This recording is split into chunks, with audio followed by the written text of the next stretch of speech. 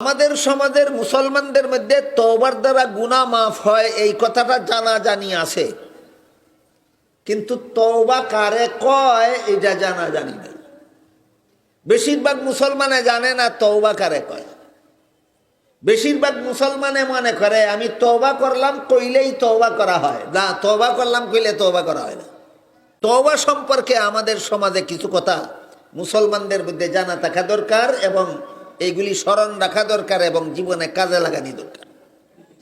যে কোনো গুনাহগার গুনার পরে যদি তওবা করে, আল্লাহ তওবার কারণে তার সব গুনাহ মাফ করে দেন।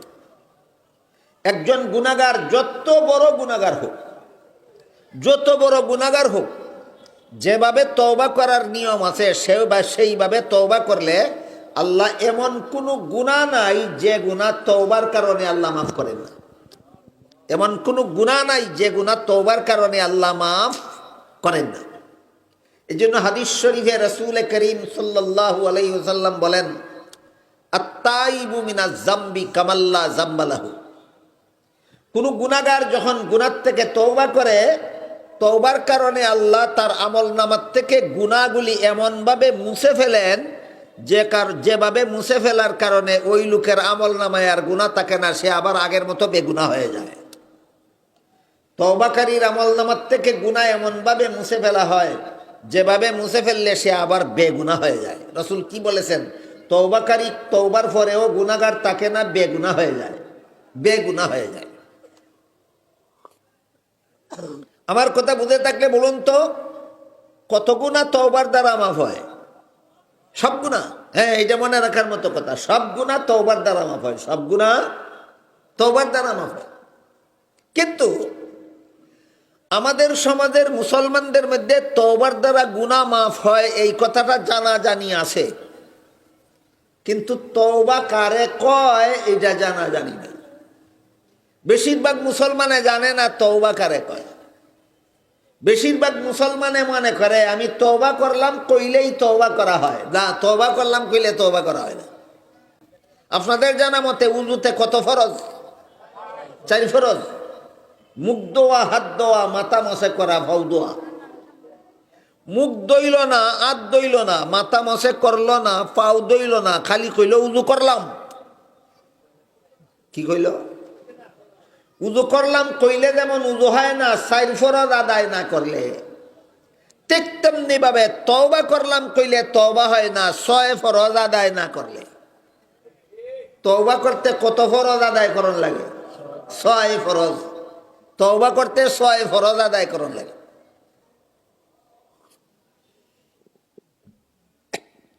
এই 6 ফরজ আমাদের সকলের জানা থাকা দরকার। তওবা করলে তো জীবনের সব গুনাহ মাফ হয়, কিন্তু তওবা করলাম কইলে তওবা হয় না 6 ফরজ আদায় করিয়া। 6 ফরজ আদায় করিয়া যে 6 কাজের দ্বারা তওবা হয়, এই 6 কাজের প্রথম কাজ হইল গুনার কারণে আল্লাহর কাছে লজ্জিত হওয়া, গুনার কারণে আল্লাহর কাছে অনুতপ্ত হওয়া, আল্লাহর কাছে অনুসূচিত হওয়া।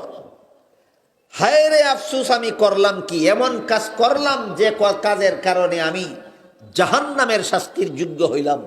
এই মর্মে অনুতপ্ত হওয়া, আফসোস করা তওবা করার প্রথম কাজ। তওবা করার প্রথম কাজ নিজের গুনার জন্য নিজে লজ্জিত হওয়া, অনুতপ্ত হওয়া, অনুসূচিত হওয়া।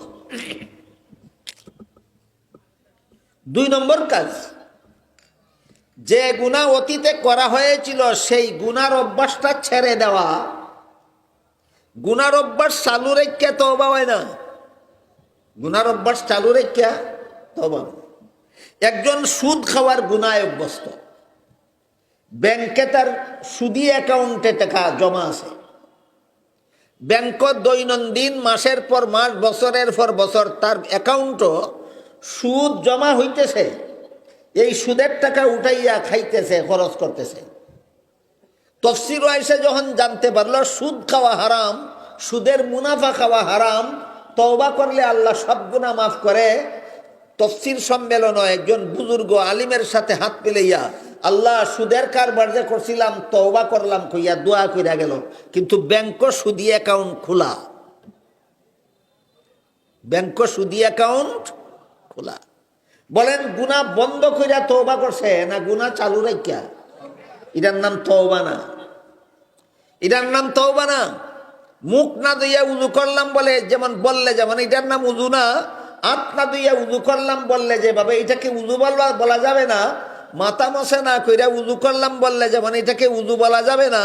ফাও না ধুইয়া যেভাবে উযু করলাম কইলে উযু এটাকে উযু বলা যাবে না। ঠিক তেমনি ভাবে গুনার জন্য লজ্জিত না হইয়া তওবা করলাম বললে এটা তওবা হবে না। গুনার অভ্যাস চালু রেখে তওবা করলাম বললে এটা তওবা হবে না। এটার উদাহরণ হইল শ্বশুরের ফাও লেগে গেছে, জামাতার ফাও লেগে গেছে শ্বশুরের গায়ে, বুলে বুলে। আদবওয়ালা জামাই কি কোনোদিন জান্না বুঝা শ্বশুরের গায়ে ফাও লাগাইব? লাগাইতো না। যে শ্বশুরের গায়ে যদি জামাতার ফাও লাগিয়া থাকে, বলেন জান্না শূন্য লাগাইছে না বুলে? লাগার পরে তো টের হইছে, কিন্তু ফাও যে লাগছে আর সরায় না। ফাও যাতাইদা সরু শ্বশুরের গায়ে দইরাই রাখছে। আর দুইটা হাত জোর করিয়া মাথাটা নোয়াইয়া কয়, মিয়া সাহেব এই যে ফাওটা লাগছে বড় বেয়াদবি হইছে, মাফ চাই। ফাও সরাইয়া কয় না লাগাইয়া রাখিয়া কয়? আমি আপনাদের জিজ্ঞাসা করি, আপনারা কেউ যদি শ্বশুর হন আর আপনার জামাতে যদি আপনার শরীরের মধ্যে ফাওটা লাগাইয়া রেখে কয় মাফ চাই, মাপ দিবেন? কেন? এটা মাফ চাওয়ার নিয়ম না, মাফ চাওয়ার নিয়ম না। তুমি শ্বশুর হইয়া বুঝো মাফ চাওয়ার নিয়ম কোনটা আর নিয়ম না কোনটা।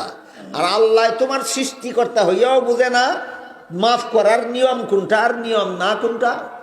এই জন্য আল্লাহর পক্ষ থেকে শর্ত আরোপ করে দেওয়া হয়েছে, সত্যই যদি গুনাহ তওবা করে জীবনের সমস্ত গুনাহ মাফ করাইতে চাও তাহলে গুনার অভ্যাসটা ছেড়ে দাও, গুনার অভ্যাসটা ছেড়ে দাও।